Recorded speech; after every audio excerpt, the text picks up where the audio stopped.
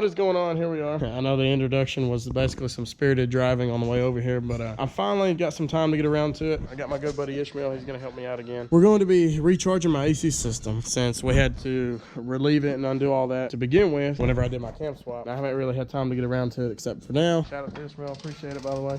Yeah. Give him a pop-up tag right here. He does have an Instagram, so I gotta shout him out and everything, but I'm gonna grab the gauges and stuff out of the back, and I'm gonna show y'all how to avoid paying the dealership over 500 bucks to do all that. They want to overcharge you for a bunch of shit. They think I'm not smart enough to buy my own gauges and get my own shit. So on this new style and on these newer vehicles, they changed. Instead of doing R-1234A, they switched to this R-1234YF on the AC system. Just a heads up for those that may or may not know. And if you don't know, typically you can find it under your hood. On the newer vehicle, you can find it just like that.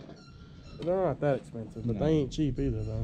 Yeah, it's when you buy that name brand shit and you know it gets expensive. Well, I was gonna do the snap-ons, but you know goddamn well that was an arm and leg. But they wanted to charge me like 540 bucks just to do all this. I said to hell with that. So you want to explain what this is to the people that don't know? This is your evacuation pump.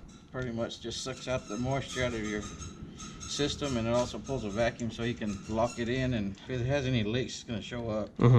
You'll lose your vacuum. Because people that do this without a vacuum, you know, they may or may not have a leak, or at least it's a little harder to detect. With that being said though, he's gonna hook all this up and we're gonna get a vacuum going on this. It just basically allows you to recharge the system correctly. That way we can avoid, you know, we can detect any leaks and just make sure it's done right basically. And plus it'll cool a hell of a lot better if you pull a vacuum. Yeah, it's gonna make the system work a lot better.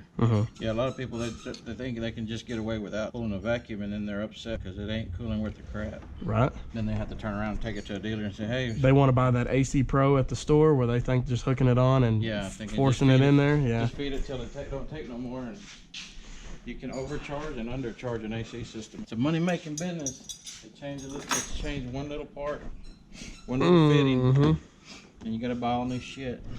On these, we're gonna hook up both the low and the high side. Your low side's gonna be the blue hose, the high side's gonna be the red hose. You have to have that, both the high side and low side, and look at your pressures. If you don't do that, you're just shooting in the wind, just like that one little single pigtail hose that you just trying to charge it with. Yeah, oh yeah. That's all you're just hoping you're getting it somewhat close, yeah. I mean, there's no way you can screw it up because the high side's usually a lot bigger fitting than the low side. Open that up. You hear that gurgling? I mean, your AC system had just a little bit of pressure in it. You open both of them up. Let it zero out. Yeah, I mean, we can sit there and get it pumped out. You know, watch this gauge. He's sucking it down right there. Oh, hell yeah. It'll just stay on zero or right below. But this is, when you're pulling the vacuum, it's going to pull this one down. So you want it the higher number, the better? Yeah. I mean, it'll only pull a little under 20. So that's a good system with no leaks? Well, we're gonna sit here and pull a vacuum on it for at least 15, 20 minutes. Okay. After that, we're gonna lock it in. Basically shut these valves and it'll lock the system in, and then we'll turn the vacuum pump off and just let it sit there for another 10 minutes. If we lose any vacuum, then we got a leak somewhere.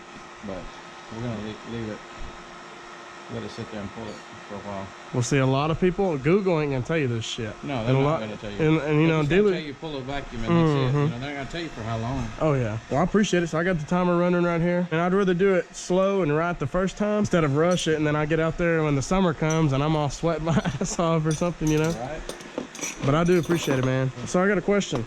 On these, do you have a hookup deal, like a bleeder for these? Yeah. Oh, you got the deal that actually hooks on the bottle. Yeah. Oh, hell yeah. As long as it's the same thread and everything. It should be. Well, I thought so too about the You're right. And they were a little different. Yeah, it's acting that way. Well, you got a die set that may could fit around that. Re-thread it because it ain't that. It's got reverse threads too. We'll see if it'll tie into that. The vacuum. Yeah, because that's gonna be your feed. That's what we're gonna feed it through. Sweet. I'm gonna change everything on this one. Right. Well, hell yeah, we got about another 16 minutes left, so I'm gonna pick back up on the video as soon as, well, the timer goes off. So. Alrighty, so here we are. He's about to lock in the vacuum, meaning he's gonna close the valves, and it's only got the vacuum on the AC system itself. So now if it starts losing or anything, then that tells us we got a leak. But yeah, we're gonna wait another 10 minutes. We're gonna make sure there ain't no leaks. Alrighty, so if you're ever in the area, hit me or Ishmael up. You supply the Freon and everything. We'll use our gauges and we'll let him use his vacuum pump. Y'all let us know if you're in the area and need this done. No? Damn, look at that. So what we're gonna do is gonna shoot it High side first. Just let it take what it can. Low side's getting it too. It should even out, it'll didn't it? even out, Yeah. Until that compressor starts working, and it'll suck that low side down, and the high side will come up. All right, so we waited another 10 minutes or so and didn't lose the vacuum, so we're good for now. I'm just gonna let one can in there, and I'm gonna let you Start the it? car, Hell yeah.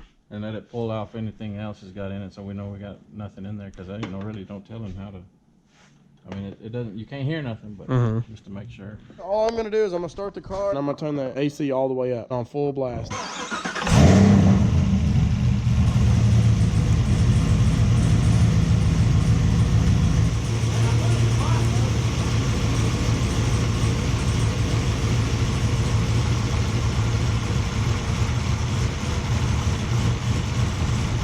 Hey, just leave it running there and come here. It's gonna even out a little bit.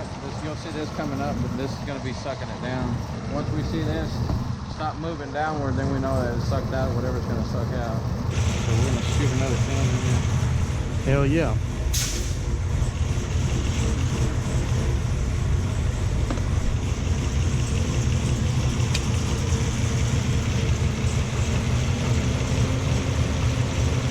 Another time, whenever you get another can in there and we're working on the third one, or if it doesn't suck this one down, we're gonna run the car about 1500 RPM. It makes the compressor work the best. So you want me to go ahead and let it idle up a little bit, or? Yeah, well, give me about 1500 RPM. Right now? Yeah. All right.